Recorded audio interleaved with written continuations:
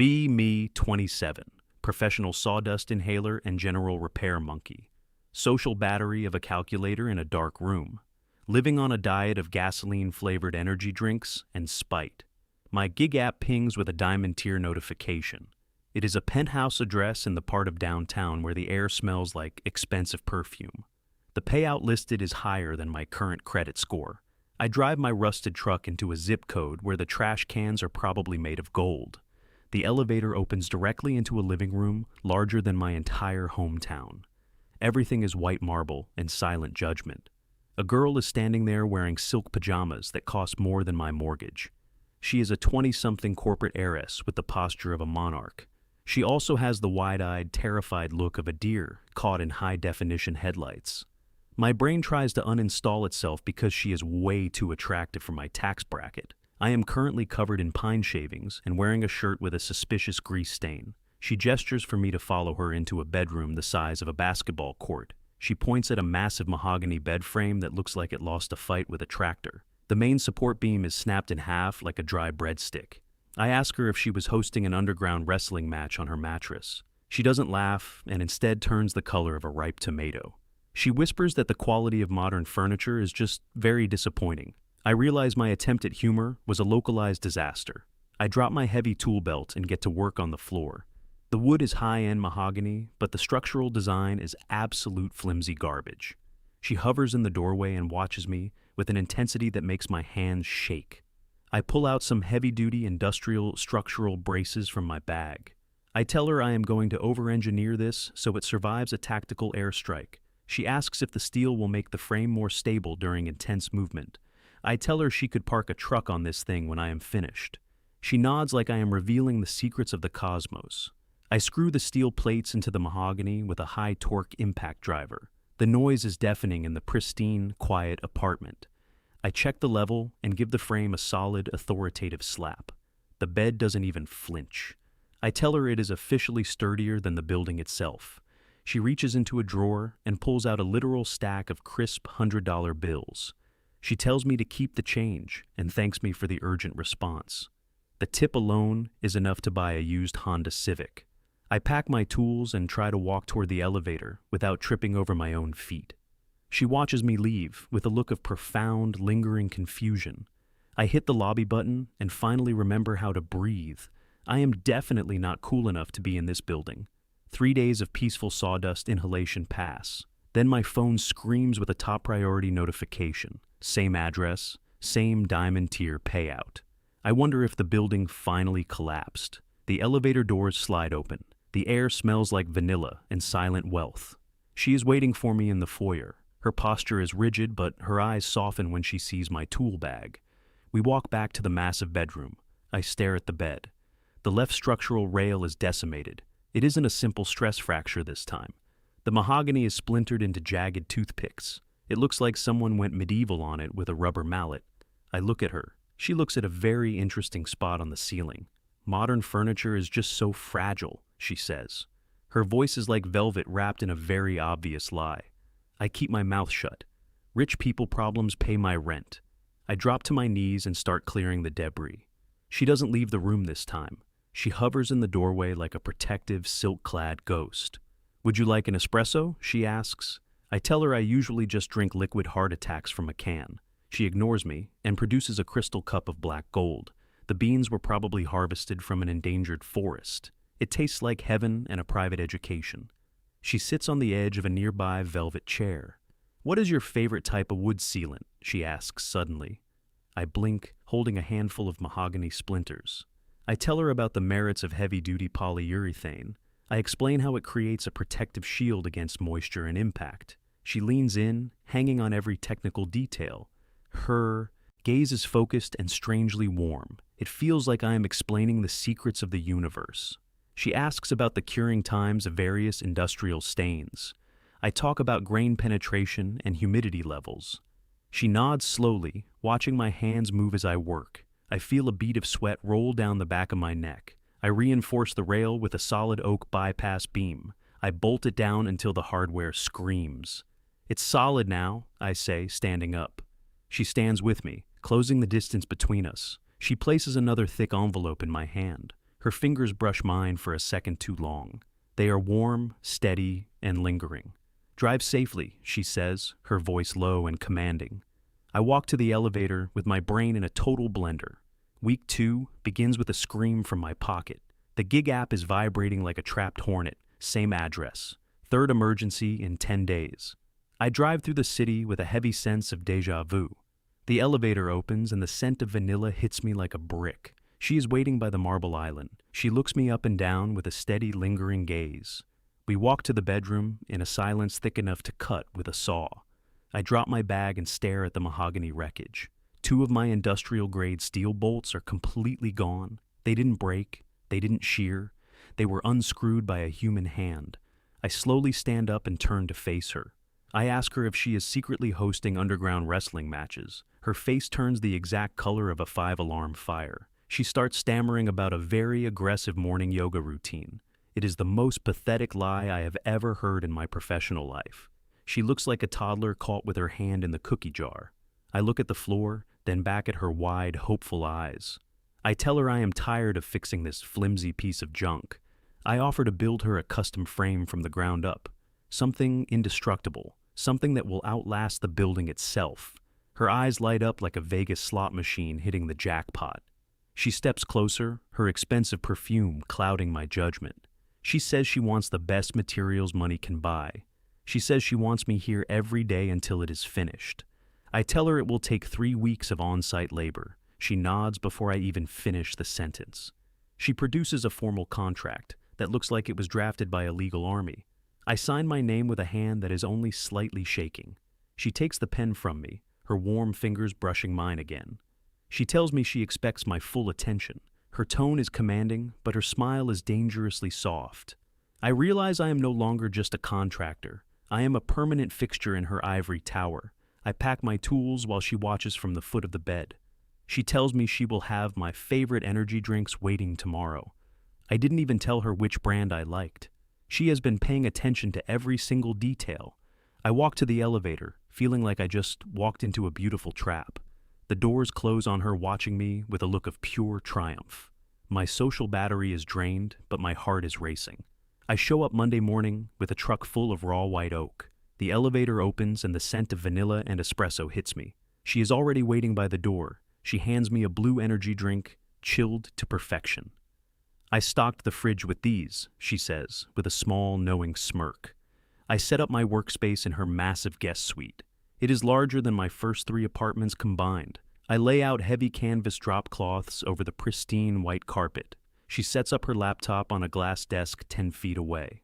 "Don't mind me," she says, adjusting her designer glasses. "I have very important corporate things to ignore today."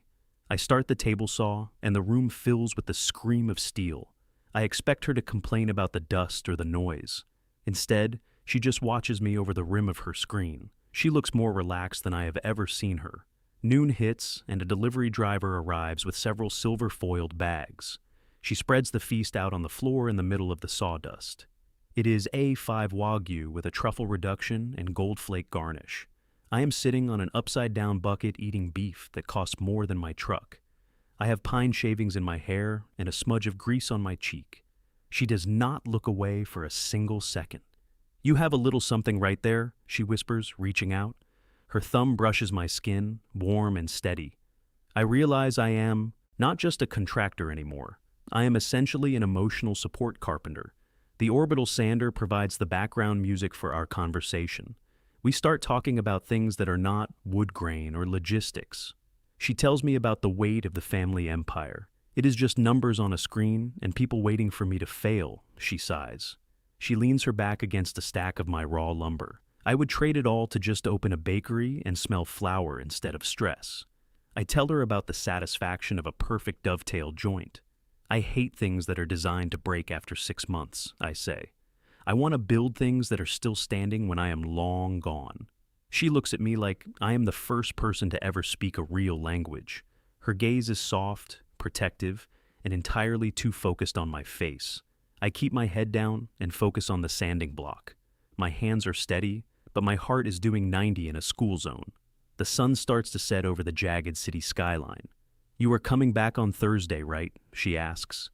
It was not a question. It was a command wrapped in velvet. "I will be here, I promise." She smiles, and for a second, the penthouse feels like a home. I pack my tools while she watches from the doorway. The air is thick with the smell of sawdust and something I cannot name. I walk to the elevator with a strange weight in my chest. I am already looking forward to Thursday. Thursday morning arrives with the precision of a Swiss watch. The elevator dings, and I step into my new reality. She is leaning against the kitchen island, already holding a blue can. "Your electrolyte-infused gasoline," she says, sliding it across the marble. I catch it mid-air and pop the tab. The exact brand, the exact flavor. I haven't even started working, and my heart is already out of rhythm. I move to the guest suite and begin the assembly. The white oak is heavy, honest, and smells like the deep woods. She doesn't even pretend to work on her laptop today. She sits on a velvet ottoman and watches me align the tenon joints. "You move with a lot of intentionality," she notes. I tell her that in woodworking, mistakes are permanent. She tells me she wishes her board meetings were that simple. I apply a thick layer of industrial-grade wood glue to the joints. "Now we wait for the bond to set," I say, wiping my hands on a rag.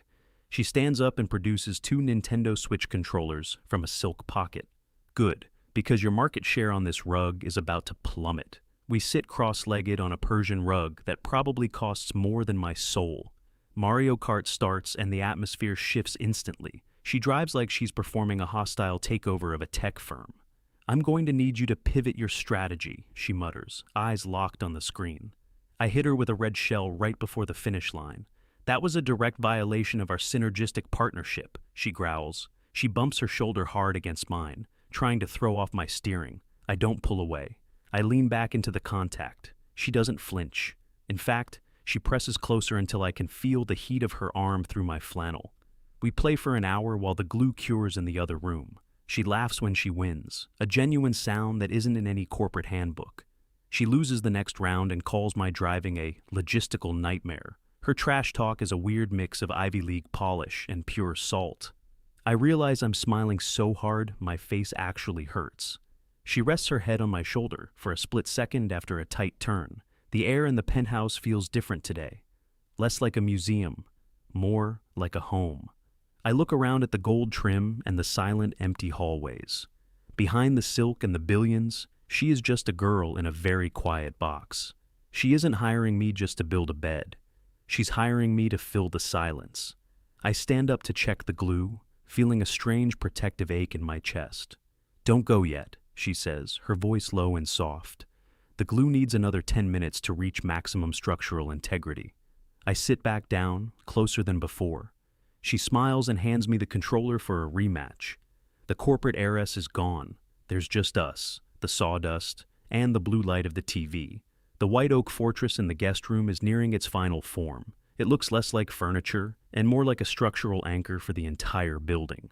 I'm sanding the headboard when a sharp metallic snap echoes from the kitchen. I find her standing by the pantry with a look of practiced innocence. A heavy cabinet door is hanging by a single mangled hinge. I look at the hinge, then at the pair of needle-nose pliers sitting on the marble counter. She doesn't even bother to move them. "The hardware in this place is simply beneath my standards," she says. Her voice is steady, but her eyes are bright with a challenge. I grab my screwdriver and get to work on the floor. She stands directly behind me, her presence a warm, radiating weight. I can smell her vanilla perfume over the sharp scent of oak dust. It's a dangerous, beautiful distraction. The next day, a massive bookshelf develops an impossible geometric wobble. It is a 300-pound mahogany unit that was level an hour ago. Now it's leaning like it's trying to escape the room. I look at the floor and see a series of fresh scuff marks. Someone used a literal crowbar to shift the base. I don't say a word. I just crawl under the shelves with a pack of cedar shims. She kneels down beside me, her silk pajamas brushing against my rough work pants. "Is it a catastrophic failure?" she asks, her tone dripping with mock concern. I tell her it looks like a localized seismic event occurred in her living room. She lets out a soft, genuine laugh that makes my chest tighten. We spend the next hour investigating a kitchen drawer that won't close. I find a heavy silver spoon wedged into the track at a 45-degree angle. I pull the metal out and hold it up for her to see. She just shrugs and leans her chin on my shoulder to inspect the damage. "It must have jumped in there while I was distracted," she whispers. Her breath is warm against the side of my neck. I feel my face heating up, but I keep my hands steady on the track. We work together to realign the sliding mechanism. Our hands collide in the narrow space of the cabinet. She doesn't pull away this time. She laces her fingers through mine for a long, quiet heartbeat. "You're very good at fixing things," she says, her voice low and commanding. I tell her it's just physics and a bit of grease. She shakes her head and tells me I'm being far too humble. "It's a rare talent to make a place feel solid again," she murmurs. I head back to the guest room to start the final sanding. I catch her reflection in the massive floor-to-ceiling windows. She is standing in the hallway, watching me work when she thinks I can't see. She isn't wearing her corporate mask or her monarch posture. She's smiling with a softness that makes the entire penthouse feel small. It's the look of someone who has finally stopped being afraid of the silence. I turn around and she immediately snaps back into her professional stance. But the warmth in her eyes doesn't fade. She tells me she ordered a dinner that is unreasonably spicy. I realize the repairs are just a way to stop the clock, and neither of us is ready for the project to end. Night falls over the jagged city skyline. The guest room smells of fresh oak and expensive scotch. I'm running the final 400 grit sandpaper over the headboard. The wood feels like silk under my calloused palms. She walks in holding a dusty bottle with a faded label. "This is older than the internet," she says softly. She pours 2 heavy crystal glasses of liquid amber. We sit on the drop cloth, backs against the new frame. The scotch hits like a velvet sledgehammer. "Tell me about the tensile strength again," she whispers. I explain how the oak fibers interlock under extreme pressure. She listens like I'm revealing the secrets of the cosmos. Her head slowly tilts until it finds my shoulder. My heart rate spikes to levels reserved for industrial accidents. I stay perfectly still. I barely dare to breathe. She smells like vanilla, wood shavings, and high-end alcohol. "You know I don't actually do yoga, right?" Her voice is a low vibration against my chest. I take a slow, steady sip of the scotch. I figured that out on day 2, I admit. She shifts closer, her warmth radiating through my flannel. "I found the rubber mallet," I say. She stiffens for a second. "Where was it?" "Behind the wicker laundry basket." She lets out a long, pained groan. "I also found the needle-nose pliers by the kitchen cabinet," I add. She buries her glowing red face in the crook of my shoulder. "You're a very observant man," she mumbles into the fabric. "It's a hazard of the trade," I tell her. She doesn't pull away or act embarrassed for long. Instead, she wraps her arm firmly around mine. She tells me the penthouse felt like a museum before I came. She says the silence used to feel like it was swallowing her whole. Her grip on my arm is steady, possessive, and protective. I set my glass down on the floor. I tell her I don't mind fixing things that aren't actually broken. She looks up at me, her eyes soft and dangerously focused. "You're staying until the bottle is empty," she commands. "It is not a request." I tell her I'm not going anywhere. She rests her head back down and closes her eyes. The city lights dance across the grain of the polished white oak. My social battery is usually dead after 10 minutes of small talk. Right now, I feel like I could build a goddamn cathedral. She is a corporate monarch with the world at her feet, and she's currently hiding from her own lies in my grease-stained sleeve. I realize the bed is officially, structurally finished. The thought makes my chest feel hollowed out with a chisel. The morning sun hits the white oak through the floor-to-ceiling glass. The bed is a fortress of grain and over-engineered steel. It doesn't look like furniture anymore. It looks like a permanent anchor for the entire apartment. I run a final microfiber cloth over the hand-rubbed wax. The surface is cold and smooth as polished stone. The contract is officially fulfilled. The room is heavy with a silence that feels like lead. She stands by the window, her back turned to the room. Her silk robe is the color of a storm cloud. I start packing my impact driver into the canvas duffel. The sound of the zipper is like a gunshot in the quiet. Every tool I tuck away feels like another brick in my chest.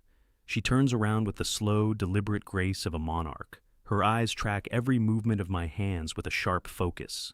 "The project is finished," I say. My voice sounds like I've been breathing sandpaper for a week.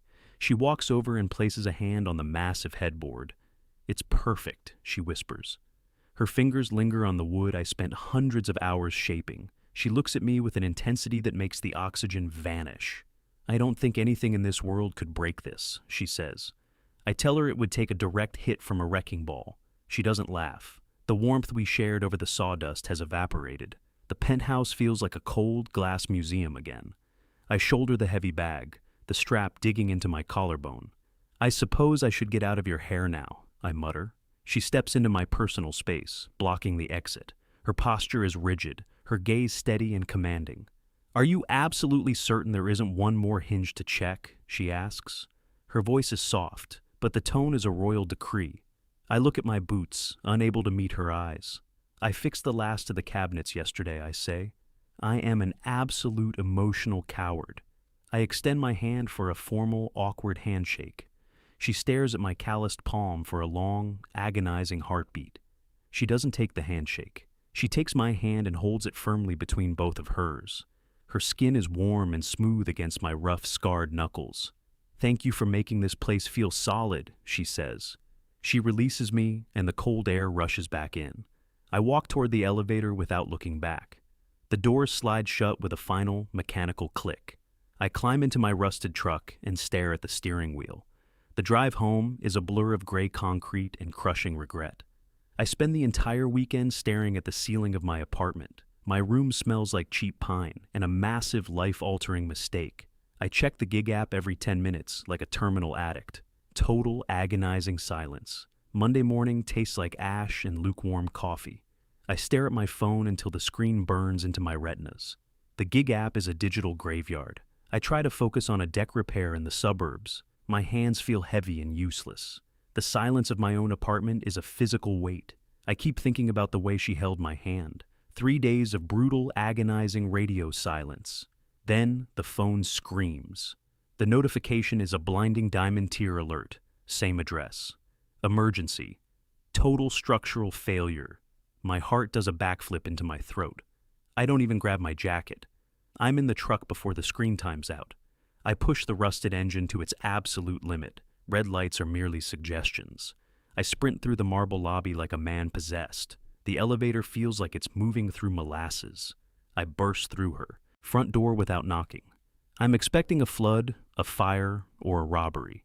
The air in the penthouse is thick with a familiar scent. It's not vanilla. It's fresh-cut white oak and friction heat. I round the corner into the guest suite. The sight stops me dead in my tracks. A cloud of sawdust hangs in the air like a localized storm. She is sitting cross-legged in the middle of the debris. She's wearing her silk pajamas, now covered in white wood chips. In her hands, she's clutching my heavy-duty reciprocating saw. The indestructible fortress of a bed is gone. It has been brutally, systematically sawed in half, right down the middle of the frame. The jagged cuts are messy and desperate. She looks up at me, her face streaked with dust. The dominant corporate monarch is gone. She looks like she's just survived a shipwreck. I stand there, breathless and shaking. "What did you do?" I manage to ask. Her lip trembles as she wipes her eyes with a silk sleeve. "It was too sturdy," she whispers. Her voice is small, cracked, and raw. I couldn't find a way to break it with the mallet. I stare at the wreckage of my best work. "I realized I didn't have a reason to call you anymore," she says. She hides her face in her hands, her shoulders shaking. The silence was coming back, and I couldn't stand it. She drops the power tool on the floor. The heavy blade echoes against the marble. She bursts into immediate catastrophic tears. I step over the mangled white oak. The reciprocating saw is still warm on the floor. I reach down and gently pry her fingers off the rubber grip. "You're going to lose a limb if you keep that up," I say. My voice is a low rasp in the settling dust. She looks up, mascara smearing into the wood chips on her cheeks. "I didn't know what else to do," she sobs. I sit down right in the mess beside her. The expensive silk of her pajamas is officially ruined. I don't care. I pull her into my chest. She clings to my flannel like it's a life raft in a storm. "You are a certified genius," I mutter into her hair. "But you are also a complete and total idiot." She lets out a wet, shaky laugh against my shoulder. "I'm a corporate strategist," she sniffles. "I don't know how to ask for things I can't buy with a wire transfer." I pull back just enough to look her in the eyes. "You could have just asked me for a coffee," I tell her. "Normal humans do that every single day." Her face turns a shade of red that rivals a 5-alarm fire. "I don't want coffee," she whispers. "I want the man who talks about wood grain like it's the secrets of the cosmos." She reaches up and wipes a smudge of grease from my jaw. Her touch is steady now, commanding, protective. I'm not leaving, I say. I'll build you one more bed, but I'm doing it off the clock, and I'm doing it as your boyfriend. She freezes, her eyes searching mine for a lie. She finds none. She leans forward and kisses me. It tastes like scotch, salt, and a future I didn't think I deserved. She breaks the kiss and pulls me back into her space. I expect you to be very thorough with the new arrangements, she commands. Her voice has that royal edge back, but her eyes are soft. I tell her I've already memorized the terms of service. We don't order the gold flake wagyu tonight. I call the greasy pizza place 3 blocks away. $10 for a pepperoni pie and a side of lukewarm wings. We eat on the floor in the middle of her destroyed masterpiece.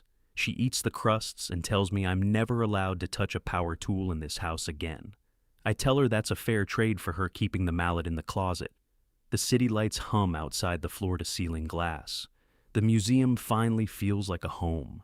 We end the night tangled together in the pile of white oak shavings. Her head is heavy on my chest, her breathing finally rhythmic and peaceful. The silence doesn't feel like it's swallowing her anymore. I'm glad I finally found something I can't fix with a shim and a prayer.